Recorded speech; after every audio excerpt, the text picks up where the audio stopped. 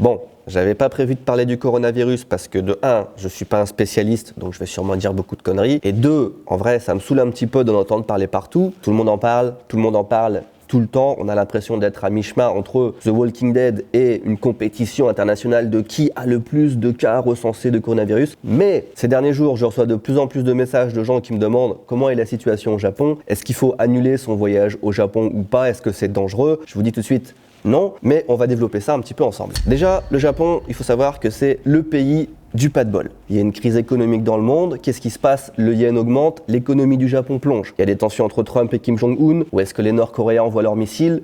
Au-dessus du Japon, s'il y a une guerre commerciale entre les États-Unis et la Chine, qui est-ce qui est impacté? Le Japon. Un tremblement de terre, c'est pour qui? Pour le Japon. Quand il y a un typhon qui passe, allez, on prend aussi quelques milliards de dégâts, on n'est plus à ça près. Et là, évidemment, arrive une pandémie, ça se passe en Chine, le Japon a rien demandé, et qui est-ce que tout le monde regarde? Le Japon. Le timing est exceptionnel, c'est juste avant les Jeux Olympiques de Tokyo, c'est pendant le marathon de Tokyo, et évidemment, dans le monde, il y a un bateau de croisière sur peut-être, je sais pas, 250, où il y a des gens qui sont contaminés, et ce bateau, où est-ce qu'il s'arrête?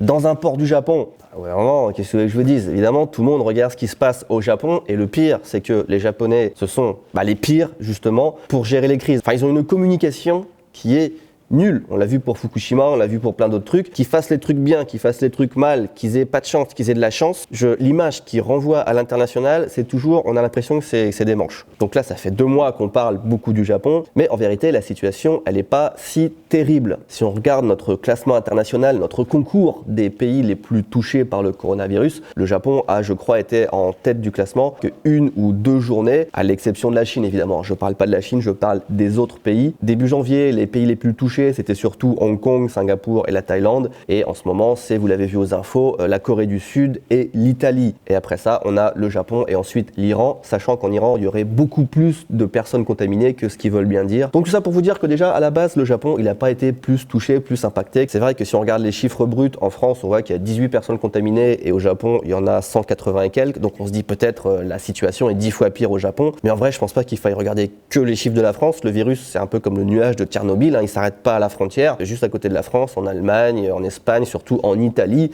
il y a plusieurs centaines de personnes contaminées et au final il y a même beaucoup plus de personnes contaminées en Europe qu'au Japon. Ceci dit, c'est vrai que presque 200 cas au Japon, c'est déjà pas mal, et plus il y a de cas dans un pays, plus on a de chances de voir apparaître des foyers comme ça qui contaminent beaucoup de personnes, comme on a vu en Italie ou en Corée du Sud, là où il y a d'un coup 1000 personnes qui ont été contaminées. Pareil en Iran, c'est sorti d'un coup. En fait, ces derniers jours, ce qu'on est en train de se rendre compte, c'est que c'est vraiment la loterie, et ça peut arriver partout dans le monde comme ça d'un coup. Les Japon-France, même combat. Aujourd'hui, il n'y a pas plus de chances d'être contaminé au Japon qu'en France. Mais oui, vous êtes plus en sécurité chez vous dans votre salle de bain que dans un avion, c'est clair. Mais si je dois vous dire concrètement comment est la situation au Japon, honnêtement, au quotidien, je vois pas vraiment de différence. Alors, aux infos, c'est sûr, on ne parle que de ça. C'est comme en France, comme aux États-Unis, comme partout dans le monde, c'est l'actualité du moment. Si on regarde dans la rue, effectivement, il y a beaucoup de gens qui portent des masques. Bon, c'est la saison de l'allergie au pollen, donc de toute façon, à cette période de l'année, il y a toujours plein de gens avec des masques, mais il y en a quand même plus que d'habitude. Il y a peut-être aussi un petit peu moins de personnes dans les restaurants, les magasins, et on sait aussi qu'il y a pas mal de personnes qui annulent leur voyage à l'étranger, particulièrement en Chine, en Thaïlande et en Corée du Sud. En fait, c'est surtout les business trips qui sont annulés. Les entreprises n'envoient plus leurs employés. Ils vont pas dire, bon la semaine prochaine, tu as une réunion en Chine, oublie pas de prendre tes masques. C'est à peu près tout ce qu'on remarque au quotidien, dans la rue,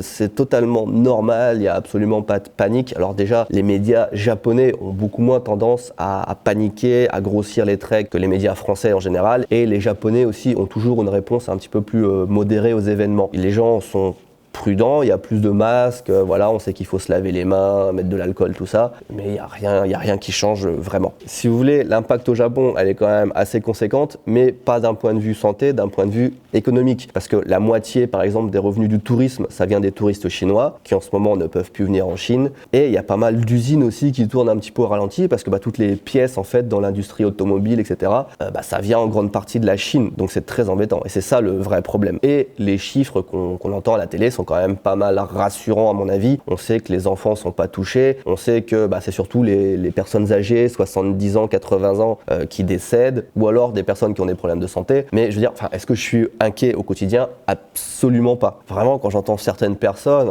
il y a une différence entre être prudent et être paranoïaque. Évidemment, il y a quelques règles de sécurité à respecter, il faut te laver les mains, mettre de l'alcool, il faut pas éternuer au visage de tes voisins par exemple, mais faut pas s'empêcher de vivre pour ça non plus. Par exemple, j'avais un voyage de prévu en Chine la semaine prochaine, je l'ai annulé. Mais bon, là je reviens juste des États-Unis et j'ai même pas pensé une seule seconde à annuler mon voyage. Faut faire la part des choses. Je trouverais ça vraiment dommage d'annuler un voyage au Japon en ce moment. Surtout que, encore une fois, vraiment sincèrement, je pense pas qu'il y ait plus de risques au Japon qu'à Paris. Peut-être même moins, parce que les Japonais sont vachement plus sensibles aux règles d'hygiène, etc. Et si vous êtes en vacances au Japon, la majorité des personnes que vous allez côtoyer dans les hôtels, dans les taxis, tout le monde a un masque, devant les entrées des magasins, etc. Il y a toujours une petite bouteille d'alcool pour se désinfecter, etc. Les risques sont quand même assez minimes. Aujourd'hui, peut-être que dans 2 semaines, ce sera différent. Au Japon ou en France ou n'importe où, je ne sais pas, je suis pas devin. Mais là, vraiment, pour l'instant, il n'y a pas vraiment de raison de s'inquiéter. Donc effectivement, si vous avez 70 ans, 80 ans, ou que vous avez des problèmes de défense immunitaire, si on vous a fait une greffe, c'est peut-être pas le bon moment de voyager. Pareil, je crois que les gens qui ont, c'est du diabète et de l'hypertension, sont aussi un petit peu plus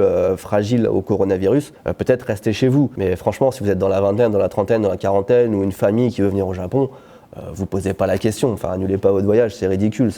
En plus, ça vous coûterait cher, je pense. Une chose à laquelle il faut faire attention, en revanche, si vous venez au Japon, c'est est-ce que vous avez une correspondance qui passe par la Chine? C'est souvent le cas qu'entre Paris et Tokyo, il y a une escale à Shanghai ou à Pékin. À ce moment-là, par prudence, peut-être changer de billet d'avion. Moi, j'ai un stagiaire qui arrive dans quelques jours au Japon. On a changé son billet d'avion pour qu'il passe pas par la Chine. Comme ça, on limite les mauvaises surprises. Sinon, franchement, pour répondre à tous ceux qui me posent la question, n'annulez pas votre voyage au Japon. Je sais que quand on regarde la télé ou Internet, etc., c'est toujours plus alarmant que la réalité. N'oubliez pas aussi que leur boulot, c'est de vendre de la peur, c'est ce qui fait le plus d'audience. La réalité, c'est jamais comme on voit dans les infos. Et franchement, à Tokyo, tu peux te balader. Et si une autre info par contre aussi importante, il y a quelques jours, la vidéo sur le sexe au Japon est enfin sortie. Je sais que beaucoup d'entre vous l'ont pas vue, qu'on n'a pas reçu les notifications malgré la cloche, etc. YouTube parfois fait vraiment du bon boulot pour cacher ce genre de vidéo. Allez la voir, elle est dispo, je tenais à le signaler. À bientôt, nouvelle vidéo dimanche qui n'a rien à voir et qui sera très bien.